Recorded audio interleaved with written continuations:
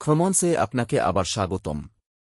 আপনি যদি কখনও এমন একটা পাওয়ার সলিউশন শিপ করে থাকেন যেটা একটা কাস্টম অ্যাসপেক্ট অ্যাপই কল করে, তাহলে আপনি ইতিমধ্যেই জানেন যে একটা ক্যানভাস অ্যাপ যখন একটা আনহ্যান্ডার 500 এর রে আটকে যায় তখন কতটা কষ্ট হয়।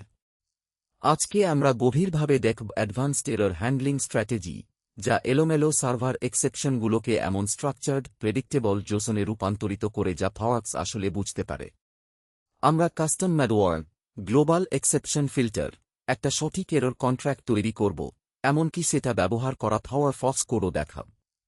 এটা শুধু একটা কন্ট্রোলার অ্যাকশনের চারপাশে ট্রয় ক্যাচ বসিয়ে দেওয়ার ব্যাপার না। এটা হচ্ছে দুটো সম্পূর্ণ ভিন্ন রানটাইমের মধ্যে একটা কন্ট্রাক্ট ডিজাইন করা, যাতে ফেইলিওরগুলো গ্রেসফুল, ইউজার ফ্রেন্ডলি অভিজ্ঞতায় পরিণত হয়। চলুন সমস্যাটা একটু ফ্রেম করি। বেশিরভাগ টিউটোরিয়াল শুধু একটা 400 বা 500 স্ট্যাটাস কোড রিটার্ন করে থেমে যায়, কিন্তু একটা ভালো ইউজার এক্সপিরিয়েন্স তৈরি করতে পাওয়ারসের একটা সংখ্যার চেয়ে অনেক বেশি কিছু দরকার। একটা ক্যানভাস অ্যাপ যখন কাস্টম কানেক্টর কল করে, সে একটা কাঁচা হাব রেসপন্স দেখে, আর সেই রেসপন্স যদি অসামঞ্জস্যপূর্ণ হয়, ডিটেইল না থাকে, বা শুধুমাত্র একটা আনহ্যান্ডেড এক্সেপশন ডাম্প হয়, তাহলে আপনার মেকারকে শুধু স্ট্যাটাস কোডের উপর ভিত্তি করে ভঙ্গুর স্টেটমেন্ট লিখতে হবে। আমাদের প্রতিবার একটা স্ট্যান্ডার্ডাইজড শেড দরকার, সেটা ভ্যালিডেশন ফেইলিওর হোক, ডাটাবেস টাইম আউট হোক, বা কোনো অপ্রত্যাশিত বাগ হোক। আমাদের লগইন আর সাপোর্টের জন্য যথেষ্ট ডিটেইলও দরকার, কিন্তু এতটাও না যে আমরা ক্লায়েন্টের কাছে স্ট্যাক ট্রেস বা কানেকশন স্ট্রিং লিক করে ফেলি। এখানে আমরা যে বর্ড আর্কিটেকচারটা তৈরি করছি সেটার একটা ওভারভিউ দেখানো হলো।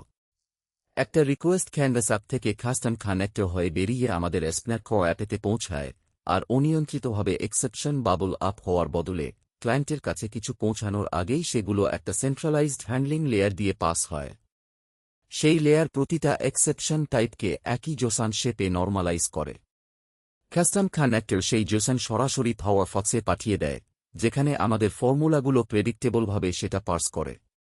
মূল আইডিয়া হল, পাওয়ারপসকে কখনো অনুমান করতে হবে না। সেটা ভ্যালিডেশন এরর হোক বা ডাটাবেস টাইম আউট, রেসপন্সের শেপ একই থাকবে, শুধু কন্টেন্ট বদলাবে। এই সামঞ্জস্যতাই এরর হ্যান্ডলিংকে বড় স্কেলে মেইনটেইনেবল করে তোলে। অ্যাসপ্যাক এর দিকে জুম করলে, চলুন দেখি ম্যাডওয়ার পাইপলাইনে এক্সেপশন হ্যান্ডলিং আসলে কোথায় থাকে। রিকোয়েস্টগুলো বাম থেকে ডানে রাউটিং, অথেন্টিকেশন, এবং শেষে আপনার কন্ট্রোলার অ্যাকশনের মধ্য দিয়ে প্রবাহিত হয়। যদি ডাউনস্ট্রিমে কোথাও একটা এক্সেপশন থ্রো হয়, সেটা রেসপন্স রাইটারে পৌঁছানোর আগেই ধরতে হবে। আমরা আমাদের কাস্টম এক্সেপশন হ্যান্ডলিং ম্যালওয়্যারকে যতটা সম্ভব আগে বসাই, রাউটিংয়ের ঠিক পরেই, যাতে এটা বাকি সবকিছুকে একটা ট্রয় ক্যাচ বাউন্ডারিতে মুড়ে ফেলে। এটা ফিল্টার থেকে আলাদা, যা মভস অ্যাকশন ইনভোকেশন পাইপলাইনের ভেতরে কাজ করে। এই পার্থক্যটা বোঝা গুরুত্বপূর্ণ, কারণ ম্যালওয়্যার সবকিছু ধরে, এমনকি মোফের বাইরের এক্সেপশনও।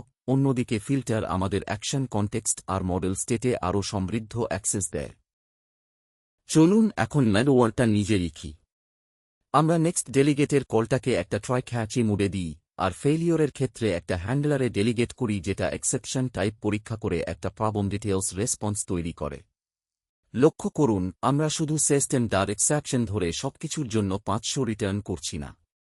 আমরা এক্সেপশন টাইপের উপর প্যাটার্ন ম্যাচিং করছি, যাতে একটা ভ্যালিডেশন এক্সেপশন 400-তে পরিণত হয়, আর টাইমার এক্সেপশনের মতো কিছু, যা একটা ট্রানজিয়েন্ট ফল্ট বোঝায়, সেটা 503-এ পরিণত হয়।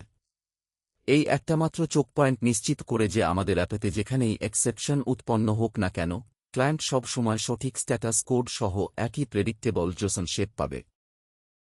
ম্যালওয়্যার সবকিছু ধরার জন্য দারুণ, কিন্তু কখনো কখনো আমরা মফত পাইপলাইনের সাথে আরও টাইট ইন্টিগ্রেশন চাই, বিশেষ করে যদি আমাদের মডেল স্টেট বা অ্যাকশন আর্গুমেন্টে অ্যাক্সেস দরকার হয়। এখানেই একটা গ্লোবাল এক্সেপশন ফিল্টার কাজে আসে। আমরা অনএক্সেপশন ইমপ্লিমেন্ট করি, থ্রো হওয়া এক্সেপশন পরীক্ষা করি, এবং কনটেক্সট আর রেজাল্টকে একটা অবজেক্ট রেজাল্ট সেট করি যেটা আমাদের প্রবলেম ডিটেইলস পেলোড বহন করে।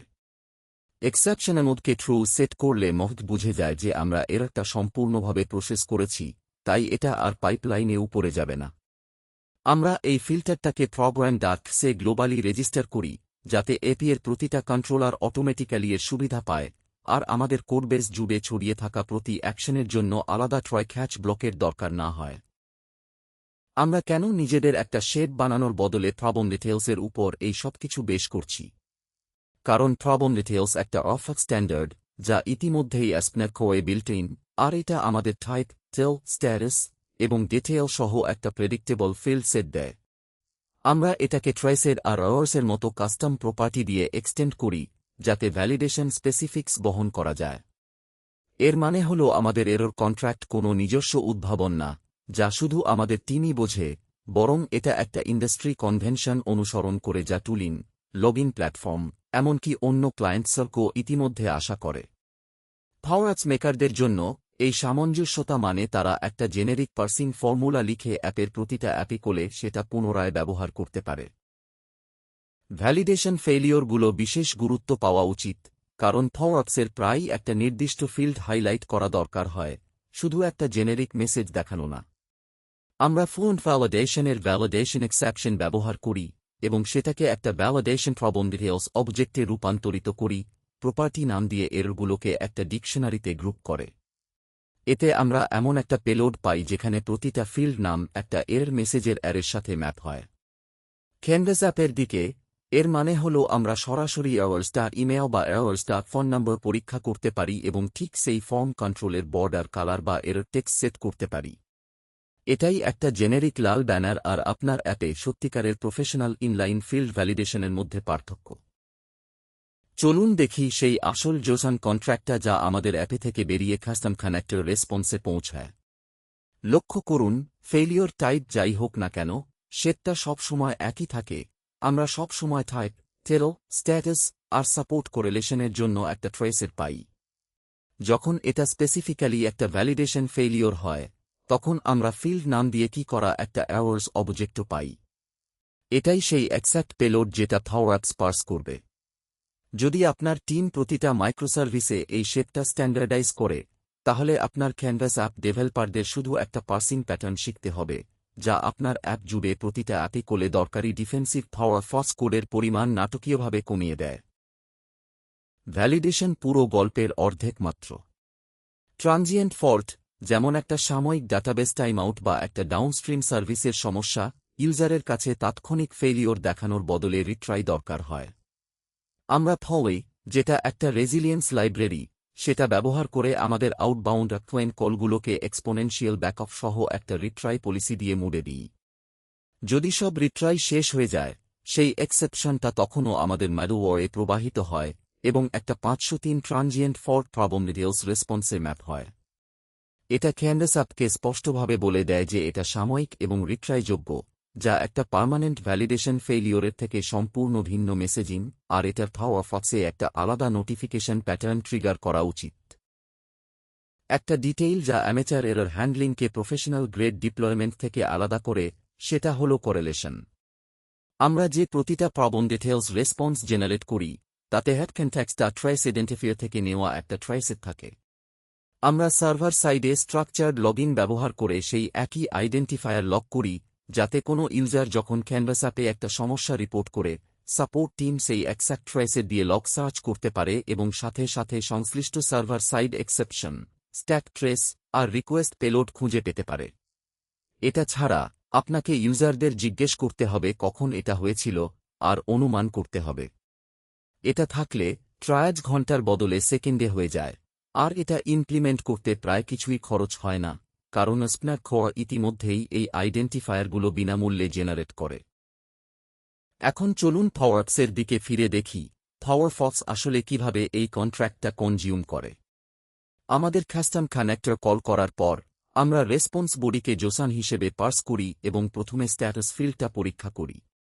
যদি সেটা 400 হয়, আমরা জানি এটা একটা ভ্যালিডেশন ফেইলিওর, তাই আমরা অ্যাওয়ার্স অবজেক্টে ঢুকে সেই স্পেসিফিক ফিল্ড মেসেজ বের করি, এই ক্ষেত্রে ইমেলের জন্য, এবং সেটা দিয়ে একটা লেবেল বা নোটিফিকেশন সেট করি।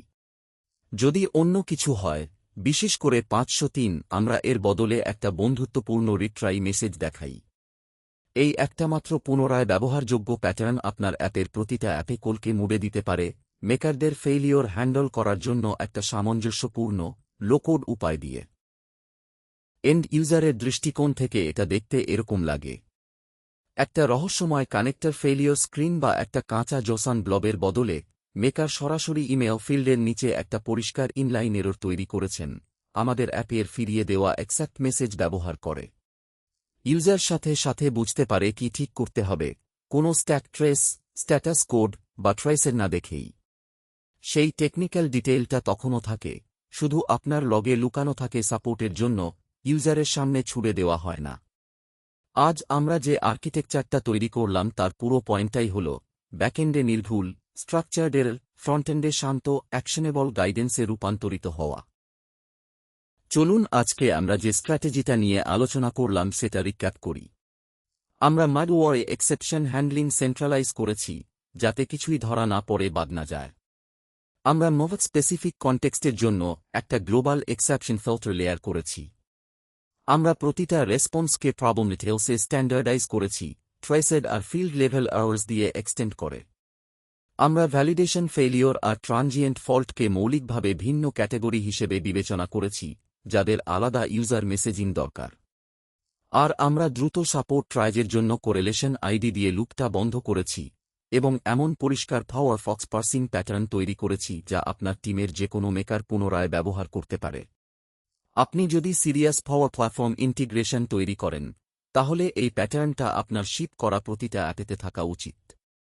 আরও অ্যাডভান্সড পাওয়ার প্ল্যাটফর্ম আর .NET ইন্টিগ্রেশন কন্টেন্টের জন্য কমন্স সাবস্ক্রাইব করুন আর নিচে কমেন্টে আপনার প্রশ্ন লিখুন।